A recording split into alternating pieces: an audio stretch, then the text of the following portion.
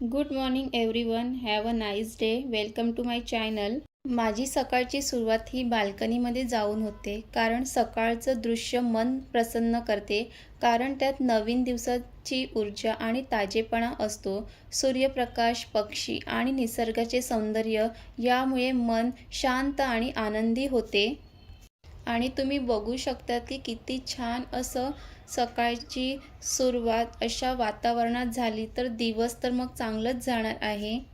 मग मी सकाळची सुरुवात चहाने न करता ह्या गुणकारी पाण्याने करते. ह्याची पूर्ण रेसिपी ही रेसिपी विथ पायल या कुकिंग चॅनलवरती आहे. तुम्ही तिथे जाऊन नक्की बघा की हे पाणी कसं बनवलं जाते आणि हे पाण्याचे काय काय फायदे आपल्या शरीरासाठी होते ते नक्की बघा. आणि रोज मी अशाच पद्धतीने बाल्कनीमध्ये बसून सकाळचं निसर्गाचं सौंदर्याचा आनंद घेत अशा पद्धतीने ह्या पाण्याचा सुद्धा आनंद घेते. आणि मग खऱ्या अर्थाने कामाची सुरुवात होते, ते म्हणजे आपलं सर्वांचं आवडतं ठिकाण म्हणजे किचन. आणि इथे मी आधी भात लावून घेतला आहे, कारण आज मला टिफिनमध्ये फ्राय राईस करायचं आहे. भात होईपर्यंत विचार केला की आधी आज नाश्ताच करून घेऊया. आज मी काही नाश्त्यामध्ये भाकरी चपाती नाही केली, कारण माझ्याकडे ब्रेड होते. इथे मी ब्रेड बटर लावून परतून घेतलेला आहे.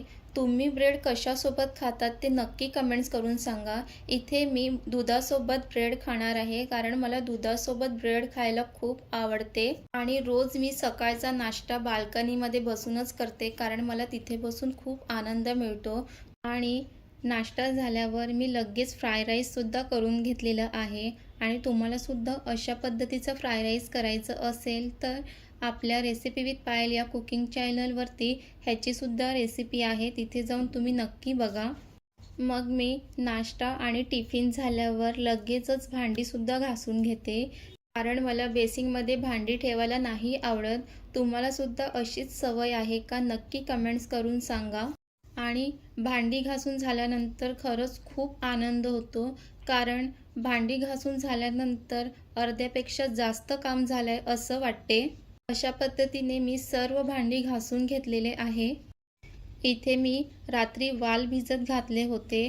वालाला छान मोड आले पाहिजे म्हणून इथे मी स्प्राऊट मेकरचा वापर करणार आहे.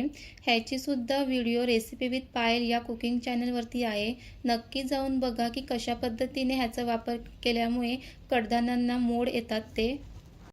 इथे मी अशा पद्धतीने किचन ओटा साफ करून घेतलेला आहे. आपलं किचन हे नेहमी स्वच्छ असायला पाहिजे, कारण तिथे आपण अन्न शिजवतो, म्हणून किचन नेहमीच स्वच्छ नीटनेटकेपणा असायला हवं. आणि ही किचनची विंडो आहे. किचनच्या विंडोमधून पण छान बाहेरचं दृश्य बघायला मिळते. आणि तुम्हालासुद्धा किचनमध्ये कशा पद्धतीने वस्तू ऑर्गनाईज केलेल्या आहे हे बघायचं असेल तर नक्की कमेंट्स करून सांगा. किचन आवरून झाल्यावर मी पूर्ण घरसुद्धा आवरून घेते. तुम्ही बघू शकतात की मी कशा पद्धतीने घर आवरलेलं आहे. घर नेहमी स्वच्छ आणि नीटनेटकेपणा ठेवलं पाहिजे, त्यामुळे मन प्रसन्न राहते आणि घरामध्ये नेहमी पॉझिटिव्हिटी राहते. म्हणून घर व्यवस्थित स्वच्छ आणि नीटनेटकेपणाने ठेवलं पाहिजे. घरातली सर्व कामं आवरून झाल्यानंतर तुळसला पाणी घालते. अशा पद्धतीने मी सकाळची सर्व घरातली कामं करून घेते. मग ऑफिसच्या कामाची वेळ होते. माझं काम हे घरूनच असते, त्यामुळे मी आधी घरातली सर्व कामं आवरून घेते. चला मग इथे मी आता PC ओपन करून घेते. लॅपटॉपच्या बाजूला पुस्तकं ठेवलेली आहे. त्यामध्ये एक पुस्तक आहे हेप्सीचे वादळ. हे पुस्तक खूप छान आहे. हे पुस्तक एका मुलीने आपल्या वडिलाला लिव्हर देऊन कशा पद्धतीने त्यांचा जीव वाचवलेला आहे हे सर्व ह्या पुस्तकात दिलेले आहे. आणि इथे माझं PC ओपन झालेलं आहे. कामाची सुरुवात करण्याच्या आधी मी सर्व मेल चेक करून घेते की आज दिवसभरात मला कोणती कामं करायची आहेत. अशा पद्धतीने मी कामं करून घेते.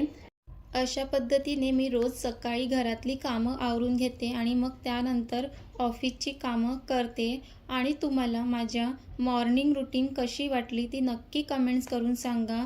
आणि ऑफिसच्या नंतरही माझं कसं रूटीन असते हे बघायचं असेल तर कमेंट्स करून नक्की सांगा. आणि रेसिपी विथ पायल या चॅनलला सबस्क्राईब केलं नसेल तर सबस्क्राईब करून घ्या. आणि तुम्हाला व्हिडिओ आवडला असेल तर लाईक, कमेंट, शेअर, सबस्क्राईब करायला विसरू नका. आणि चला मग मी आता माझं ऑफिसचं काम करून घेते. Bye bye.